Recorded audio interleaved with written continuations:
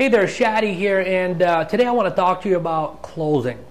Okay, closing, which is a very important step in the sales process. And there's others out there, who tell you that you need to close a minimum of 6 or 7 times in order for you to get the signature.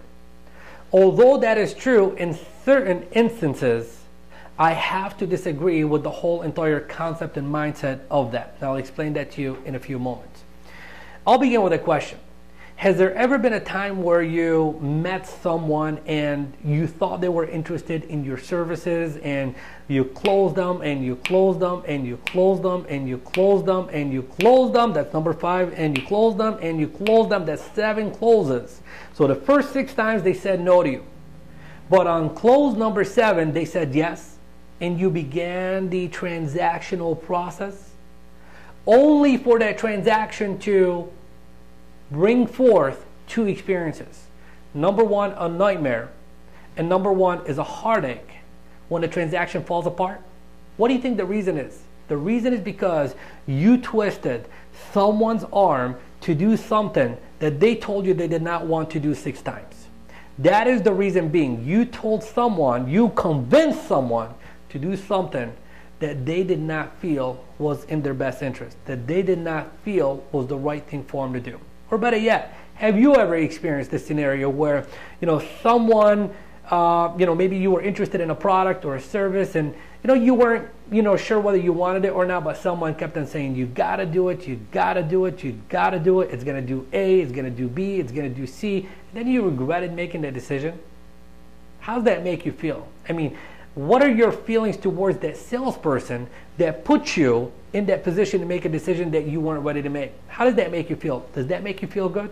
Of course not. So in this moment, I mean, if you knew someone else that needed this product or service, are you going to comfortably refer your referral to that person who made you feel that uncomfortable? Of course you aren't. Of course you aren't. So I'm not saying that there are people that you shouldn't close 6 or 7 times on. There are a few. But for the most part, the reason a salesperson has to close so many times is simply because they are trying to compensate for their lack of ability in their presentation. And their presentation is more important than the whole entire closing process. Reason being is if you discover exactly what the prospect wants, if you knew beyond a shadow of a doubt exactly what the prospect wanted, and you present it in a way that your product or your service is going to either heal that pain or fulfill upon the need that they are seeking, do you need to close? Do you need to close someone who's already identified that what you got is exactly what they need? Absolutely not. Absolutely not. So there is an art and there is a science to eliminate the need to have to close someone and to create more results without ever having to close someone. And I would like to introduce you to that right now. Okay, I'm going to introduce you to the 6-step sales process. Okay, step number 1 in the sales process is for you to have the right attitude. The right attitude. For you to believe in your services, and for you to always assume that you are the best person for the job.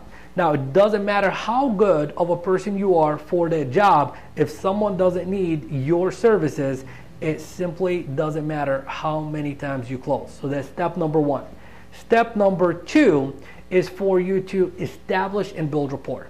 Establish and build rapport, for you to connect with the prospect in a way that makes them feel as if they've known you for a long time, that they can like you, trust you, and or respect you. Because when you create that feeling, that emotion in the heart of the prospect, it melts away resistance. And if they absolutely need your product, then you absolutely have nothing to close for. So the next step is to identify if this person, if this prospect really truly needs your product or service, and that is to qualify them. That is for you to qualify them in a way to identify if they are your ideal client. Because if they're not your ideal client, why should you work with them? I'm sure you've experienced this in your career where you worked with someone who you did not ask all the right questions to up front. Okay, maybe you had the right mindset, maybe you created a strong enough relationship, but they simply weren't the kind of person who absolutely needed your product and your service. And what did they do? They made this transaction a living nightmare. They made this transaction a living nightmare, and that transaction most likely never ever closed. So step number 3 is to qualify the prospect, to identify exactly what they are wanting. So when you present to them, you present to them exactly what it is that they are wanting. So you and me, let's use me and you as an example. Okay, I have a great mindset, I have a great attitude, I'm a great communicator. I can get you to like me, respect me, and feel comfortable around me. I'm going to ask you a series of questions to find out exactly what you want. You want A, B, and C. Then you and I have a conversation, which is the presentation. And I thought you, look, I can definitely deliver on A, I can definitely deliver on B, and I can definitely deliver on C. You told me you want A, B, and C, right? Perfect. I'm giving you A, B, and C. Do you think I need to ask you for the order in that moment? Do you think I need to close you? Absolutely not. Because everything that you told me you are wanting is everything that I'm giving you. So that eliminates the need to close. By the way, that also could and will eliminate the need to handle any objections. Because during the qualifying process, what it is that you are doing is you are qualifying the prospect not only for what they want and need and timing, authority, ability, and you're also qualifying them for how they think and how they feel. So you can connect with them on an emotional and a logical level and give them exactly what they are wanting. So when you do that, you ultimately win. And when you are doing that, you also identify their true concerns and what objections could possibly come up throughout the transaction. And you eliminate that. You address that and eliminate that inside of your presentations. That is the real art and science of selling. That is the real art and science of selling. And when you learn how to follow the same exact process, you will almost never ever have to close anyone.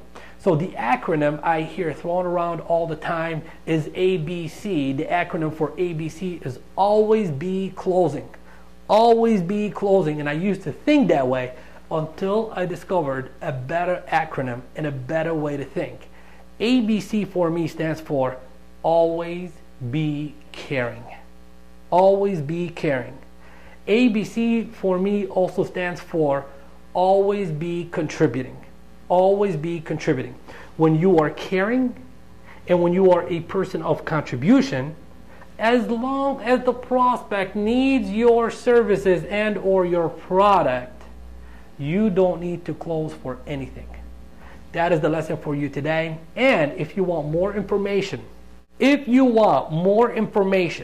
more videos from me to you on how to master the 6 strategic, most important elements in the entire sales process, simply go to secretstomastery.com.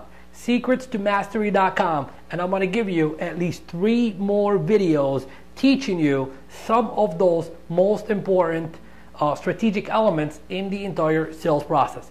I'll see you on a future video. Take care.